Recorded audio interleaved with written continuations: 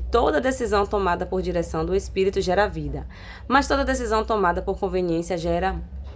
Deus me deu uma reflexão acerca de 1 Crônicas, capítulo 13, e 2 Samuel, capítulo 6, que relata sobre o momento em que Davi tenta trazer a arca até Jerusalém. Era conveniente para Davi levar a arca em carros de bois. O circuito era mais ágil. Era conveniente também para os levitas aceitar as propostas, mesmo tendo consciência de que o modo correto não era esse a se fazer. A questão é que Davi entendia de peso de ovelha e talvez quis poupá-los de carregar o peso da arca física. Mas os levitas não discerniram a importância espiritual de carregar o peso da presença com sacrifício e obediência. A conveniência gerou a de usar. A irreverência já havia começado antes mesmo do toque prestativo dele na arca. Intenção carregada de falta de direção, gerando a morte do mesmo. Quantas vezes decidimos algo e agimos sem buscar a direção do Espírito Santo? Quantas vezes acontecem intercorrências no meio do caminho e questionamos, mas Deus, achei que estava certo, não julguei que isso te importaria tanto, parecia algo tão simples, por que te consultar? Se olharmos para a palavra, desde o direcionamento acerca dos sacrifícios, como deveriam ser feitos, até a construção da arca, a construção do templo, Deus ele dá direções com riquezas de detalhes, do modo de se fazer, quando, como, com o que, qual material usar. Não precisa fazer sentido para nós, apenas precisa ser obedecido. Ou o exemplo de Noé, não precisava fazer sentido para Noé, apenas precisava ser obedecido. A escolha conveniente de hoje gerará a morte do projeto de amanhã. Tanta mobilização, toda uma logística traçada para levar a arca até Jerusalém e no final, morte e frustração. Esforço gasto, exaustão física e mental no planejamento, empolgação seguida de frustração. E Deus aguardando ser consultado, esperando alguém no secreto para perguntar apenas a sua opinião. Absolutamente ninguém é contratado para uma função e não é orientado de como, que horas, que momento, qual prioridade, o que se deve fazer. Ninguém é levantado ministerialmente e não é feito uma reunião para se orientar o que é que aquela pessoa precisa fazer dentro daquela função eclesiástica. Seja ele um missionário, um diácono, um obreiro, enfim, um porteiro. Porteiro, ele vai receber e recepcionar as pessoas na portaria. Ele não vai ficar dentro do templo em pé na intercessão. Quem vai ficar na intercessão são os intercessores. Então, ele é orientado do que fazer, de como fazer, como conduzir, caso aconteça alguma situação, etc. Os levitas, pela mesma forma. Se a gente for lá no começo da Bíblia, não me recordo muito bem qual livro, vai relatar a função, o papel que o levita deveria fazer, passo a passo, com relação a carregar a arca, tinha que ser com eles, como deveria ser conduzido, enfim. Então, eles tinham ciência da forma correta. Então, como eu falei inicialmente, era muito conveniente que fossem carros de bois. Davi, inclusive, usa carros de bois, carros novos, porque a probabilidade que tem de quebrar, né, de cair, de romper, com uma fragilidade para um carro velho é maior do que de um carro novo. Não era um ato de reverência, né, por conta de ser arca, a representação da presença de Deus, mas sim para que não corresse risco de se quebrar pelo meio do caminho.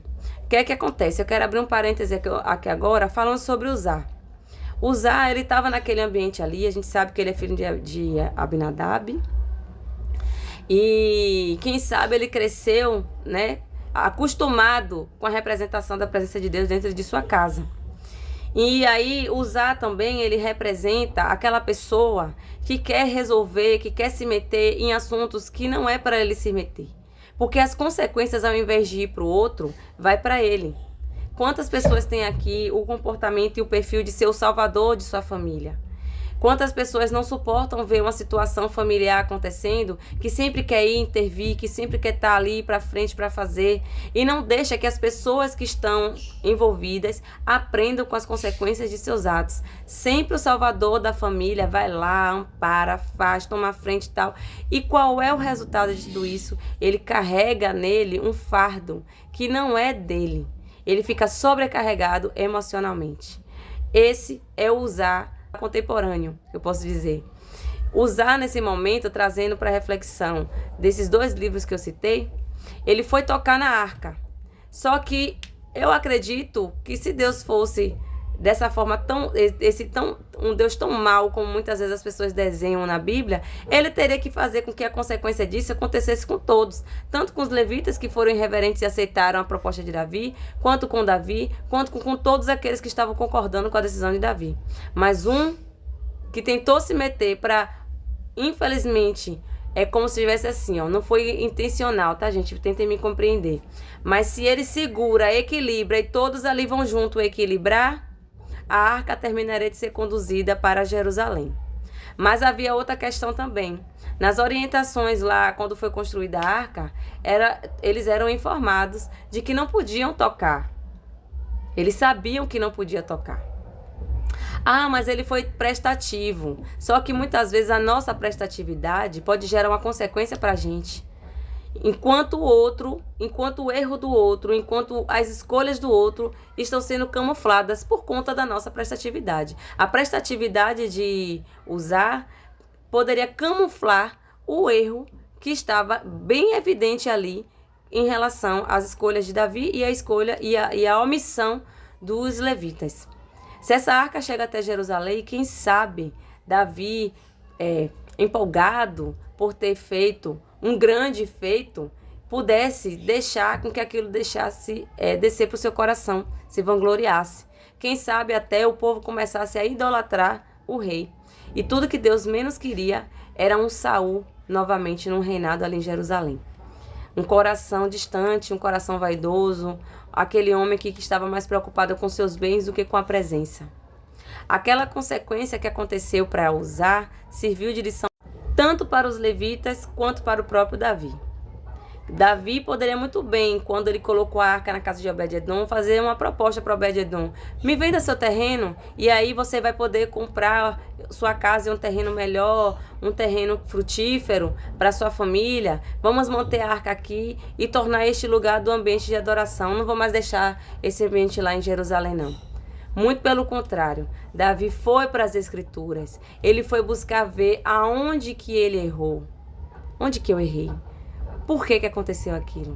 Ele se sentiu responsável pela consequência que aconteceu com Uzá. E aí Davi se dá conta de que realmente ele estava fazendo errado.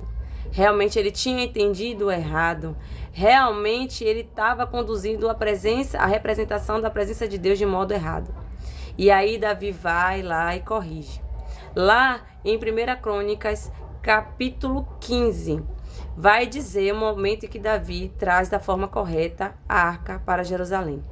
Carregado pelos levitas, em determinada quantidade de passos que eles davam, era feito um sacrifício. Foi feito com louvor, com adoração, com sacrifício, com reverência e o melhor, o nome do Senhor foi glorificado.